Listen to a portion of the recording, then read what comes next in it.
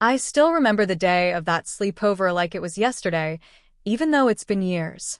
I had always been the quiet one in my group of friends, the kind of kid who blended into the background, content to laugh at the jokes instead of being the one telling them. That weekend, though, everything shifted. It started as a dare.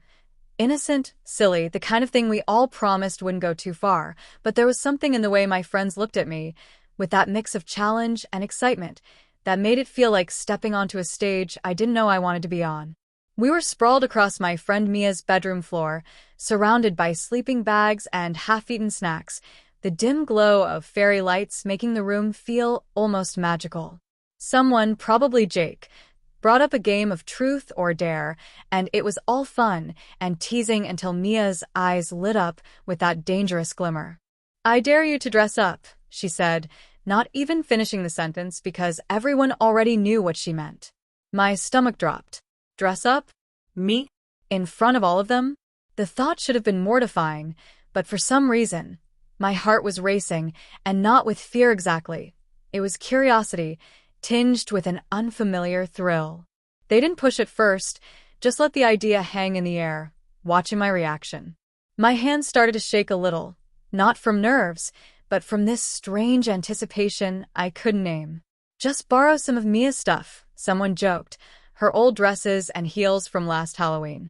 I laughed nervously, hoping it would be enough to brush it off, but deep down, a part of me was already imagining it, the soft feel of fabric, the click of heels on the hardwood floor, the mirror reflecting someone completely different.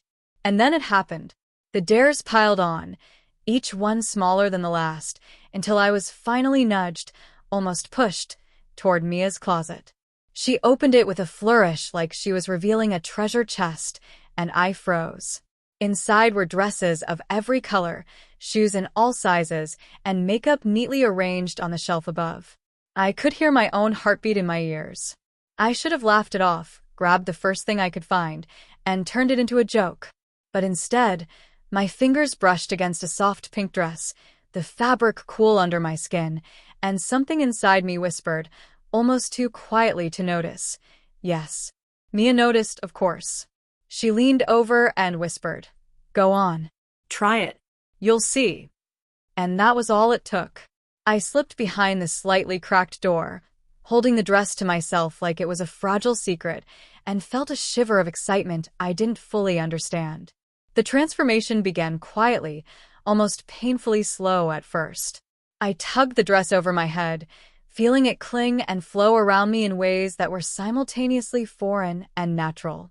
I looked in the mirror, half expecting to see myself, but the reflection was different, brighter somehow lighter. My heart stuttered, a mix of embarrassment and exhilaration that made my cheeks burn. Then came the shoes. I remember standing there on the hardwood floor, awkwardly balancing as I tried to slip my feet into the heels. They were too big at first, and I stumbled, grabbing the door frame to steady myself. But each step, each careful adjustment, made me feel taller. Not just physically, but in some internal sense I couldn't yet name. The dare had started as a joke, but now was becoming something else entirely, a revelation that I hadn't expected to find in a pile of borrowed clothes. I peeked out from behind the door, expecting to be met with laughter or teasing, but the room was quiet. Everyone was watching, eyes wide, breaths held, as if the world had stopped to see who or what I was becoming. My fingers traced the hem of the dress, the heels clicking softly against the floor, and I realized I wasn't just performing a dare anymore. I was stepping into a new identity, one that had always been waiting just beneath the surface. The thrill, the fear, the embarrassment, it was all intertwined, and for the first time, I felt completely alive.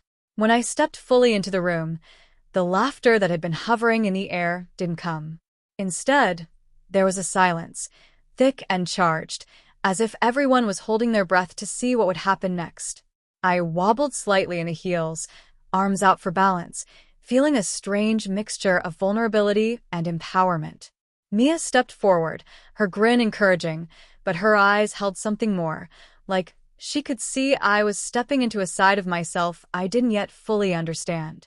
"Wow," she breathed, and it was a mockery. That simple word felt heavier than anything I'd heard all week. I glanced down at myself, really looked, and the reflection was uncanny. The person staring back was undeniably me, yet transformed.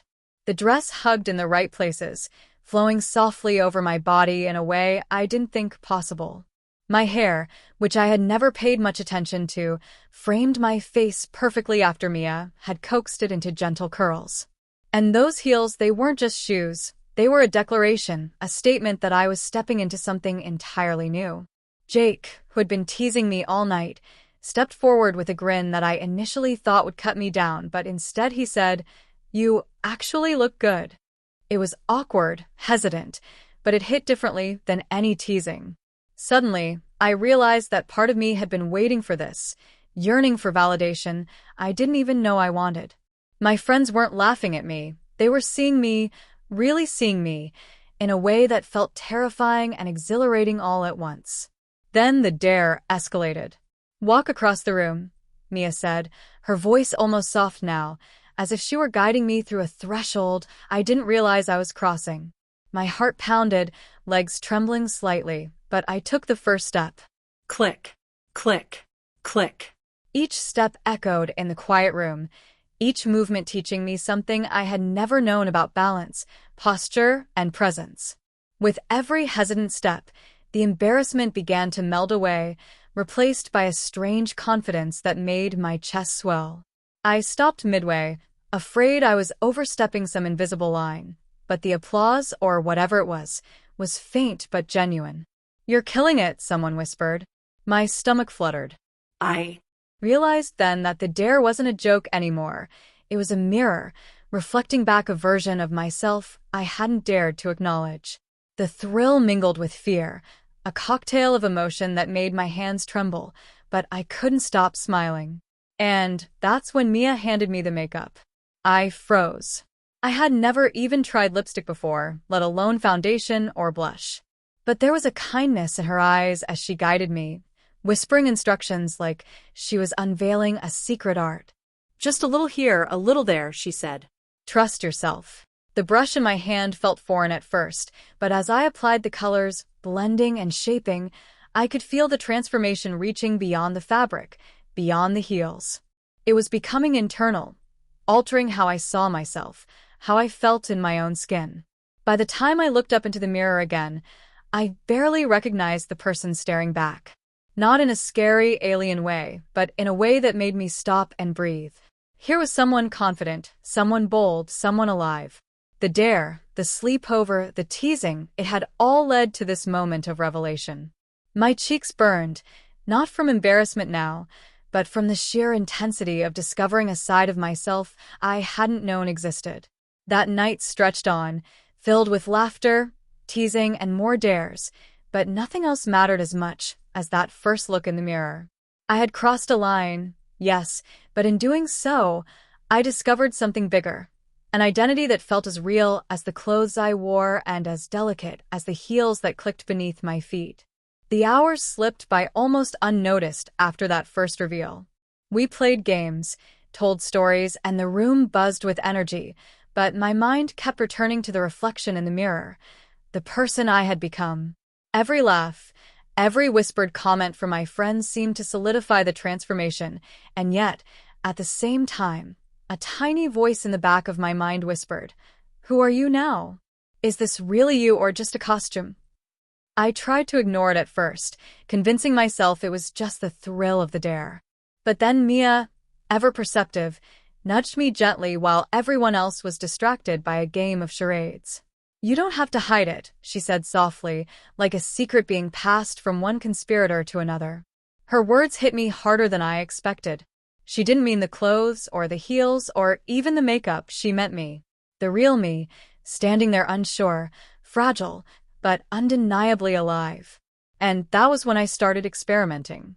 I wandered back to the closet, alone this time, and tried on different dresses, each one a little bolder, a little brighter than the last.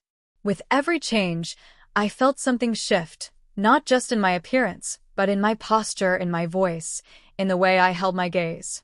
I practiced walking, spinning, even laughing at myself in the mirror when I stumbled over the heels. The reflection wasn't just me anymore. It was a person discovering a new rhythm, a new freedom, a new way to exist in the world. It wasn't all smooth. Some moments were awkward, clumsy, and embarrassingly funny. I tripped more than once, knocked over a pile of clothes, and even spilled some makeup, leaving a colorful streak across the floor. But each mishap only made the experience feel more real, more human. It wasn't a performance. It was discovery.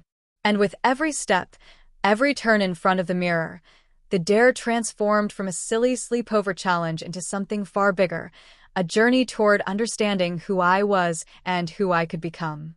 Mia watched quietly, offering tips and encouragement, but she let me lead the transformation. "You're doing it your way," she said, smiling. That sentence stuck with me. I realized then that the real power wasn't in the dress or the heels or even the makeup. It was in the choice to step fully into this identity, to explore it, to let it breathe. For the first time in my life, I felt like I was claiming space for myself, not just in the room, but in the world beyond. The other friends started to notice the change too. Their teasing had softened into genuine curiosity, questions that were meant to understand, not mock. "Do you want to try the blue one next?" someone asked, holding up a dress that was more daring than anything I had chosen before. I hesitated for a split second, then nodded. As I slipped it over my shoulders, I felt an electric thrill, a mix of fear and excitement that made my pulse race. I had crossed a line, yes, but instead of stepping back, I was stepping forward, deeper into a version of myself that felt both exhilarating and terrifying. By the end of the night, I wasn't just someone who had accepted a dare. I was someone who had begun to embrace a new identity, one that had been waiting quietly beneath the surface. The mirror reflected more than just a costume. It reflected courage, curiosity, and a budding confidence I had never known before. And as I finally curled up in the sleeping bag, exhausted but exhilarated, I realized that this sleepover would never feel like just another night with friends. It had become the beginning of a journey, one that would change me in ways I couldn't yet fully understand. The next morning arrived with sunlight spilling through the curtains, catching on the sequins of the dress I had fallen asleep in.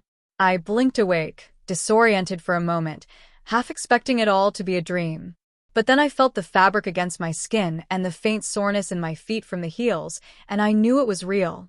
Yesterday had been more than a dare. It had been a revelation. And now, faced with the bright morning light, I realized I had a decision to make. Would I shrink back into my old self, or would I continue exploring this new identity that felt so undeniably alive? Breakfast was awkward at first. I was still dressed in the remnants of last night's transformation, slightly wrinkled dress, hair tousled from sleep, traces of yesterday's makeup, but nobody seemed to care. If anything, the room had shifted. My friends treated me differently, subtly, but in a way that felt accepting. Mia handed me a plate of cereal with a knowing smile. "You okay?" she asked, casual but filled with curiosity. I nodded, unsure how to explain the storm of emotions swirling inside me. "Yeah, I think I am," I said, and even as I said it, I felt the words solidify into something real. The day passed in a haze of conversation and games, but I kept sneaking glances at my reflection whenever I could. On the bathroom mirror, the shiny surfaces of kitchen counters, even my phone screen.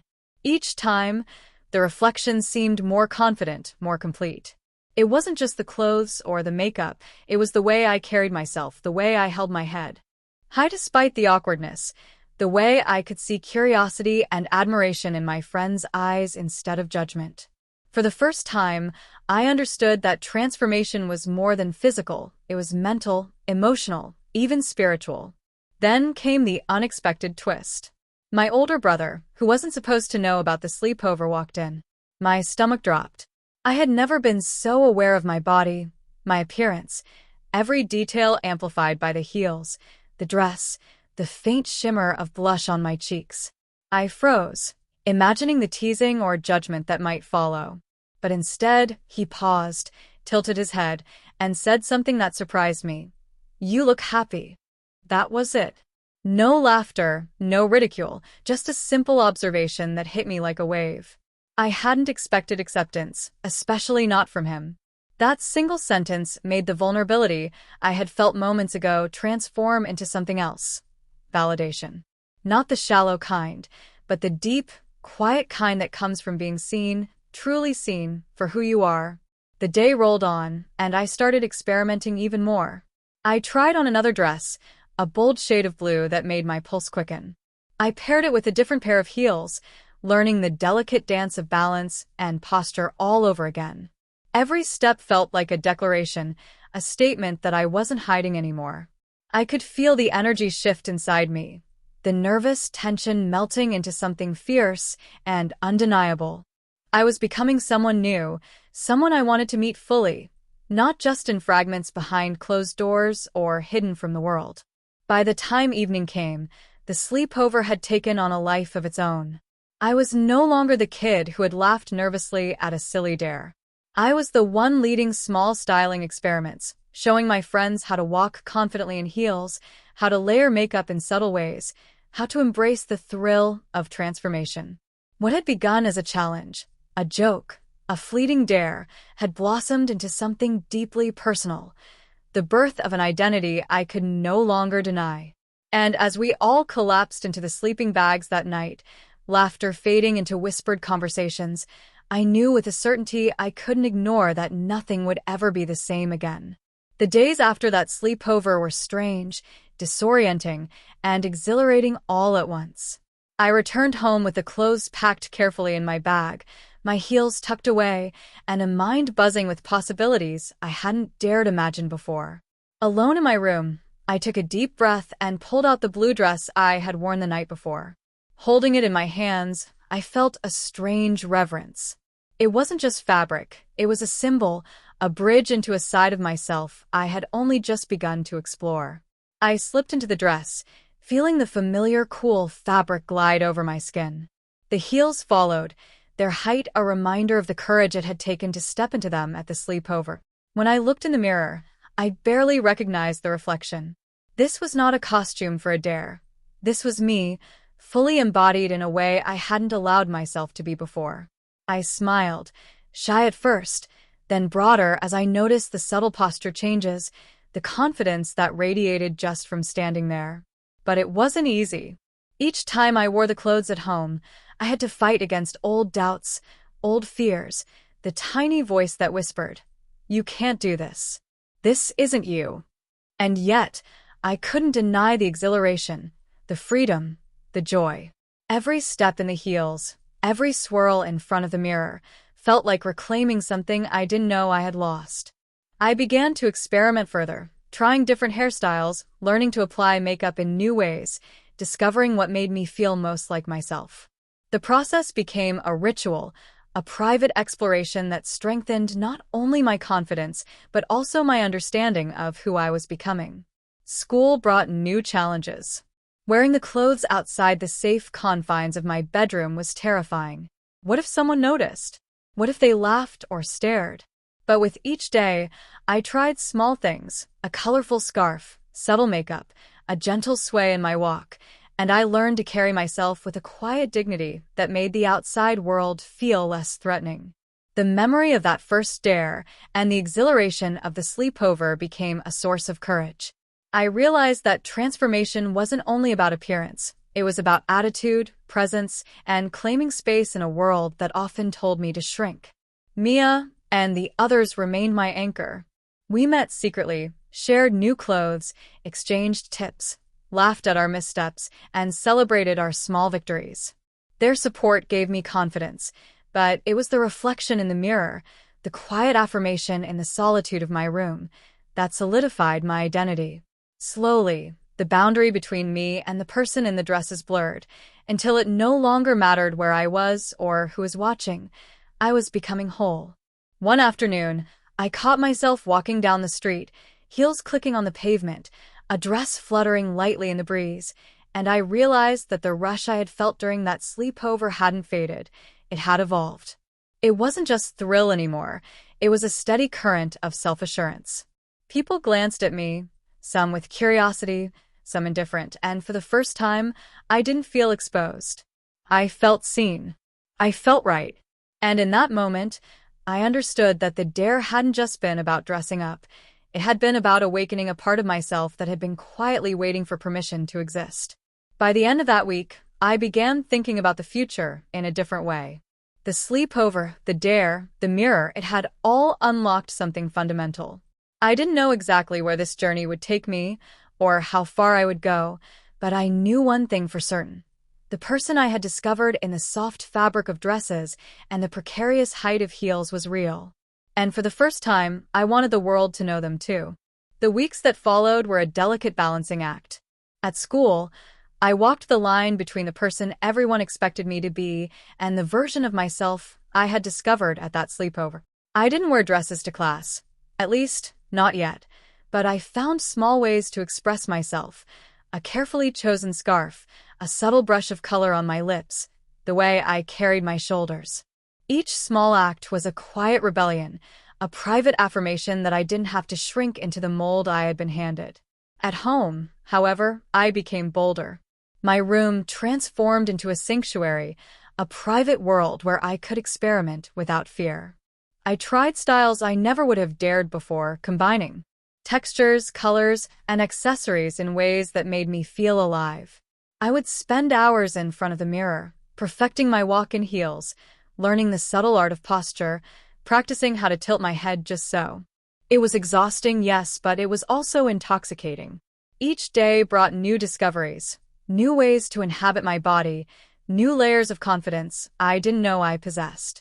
One evening, Mia and I planned a small meetup, just the two of us, to experiment with outfits and share tips.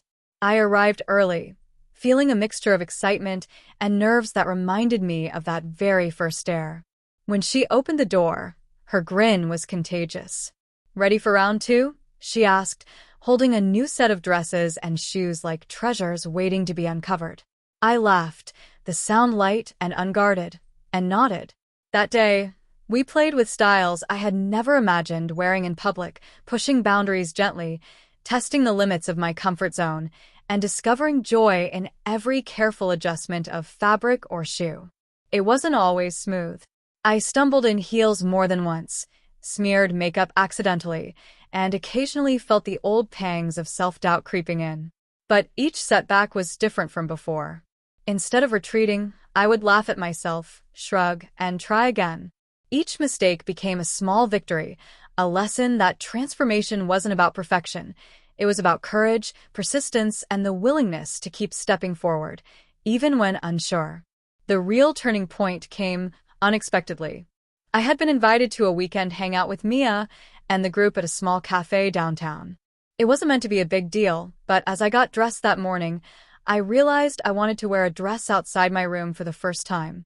My hands trembled slightly as I tugged it over my head, my heels clicking softly against the floor as I practiced my walk. I looked in the mirror and smiled, really smiled, at the person staring back. This wasn't a dare anymore. This was me choosing to step into the world fully, unapologetically, and it felt electric. Walking down the streets toward the cafe, I was hyper-aware of every glance, every step. My chest thumped with nervous energy, yet with every confident click of my heels, that nervousness transformed into power. People did notice me, some with curiosity, some with admiration, but for the first time, their gazes didn't frighten me. They were just eyes in the world.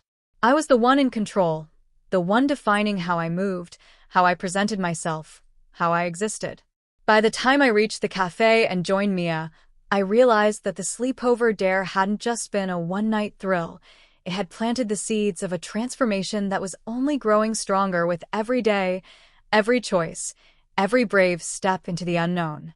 After that first cafe outing, I started to feel a subtle shift inside me, a kind of quiet certainty that hadn't existed before.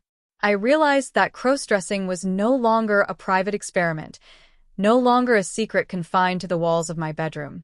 It had become an extension of who I was, a way to communicate the parts of me I hadn't been able to express otherwise. The fabric, the colors, the heels, they were all tools, but the real transformation was deeper. It was in how I carried myself, how I spoke, how I felt in the world. My friends were supportive, more than I could have hoped. Mia became my unofficial guide, offering advice on everything from outfit combinations to confidence tips, but she also gave me space to figure things out on my own. Even Jake, who had once teased me mercilessly, began asking questions, complimenting my choices, and showing a curiosity that was genuine rather than mocking. I realized then that the relationships I had once assumed were fixed could evolve, just as I had evolved. Acceptance was contagious, and seeing it reflected in the people I cared about strengthened my resolve. There were moments, though, when the weight of self-discovery felt heavy. Some days, the reflection in the mirror would be intimidating. What if I wasn't ready to be seen outside my circle of friends? What if I was misunderstood?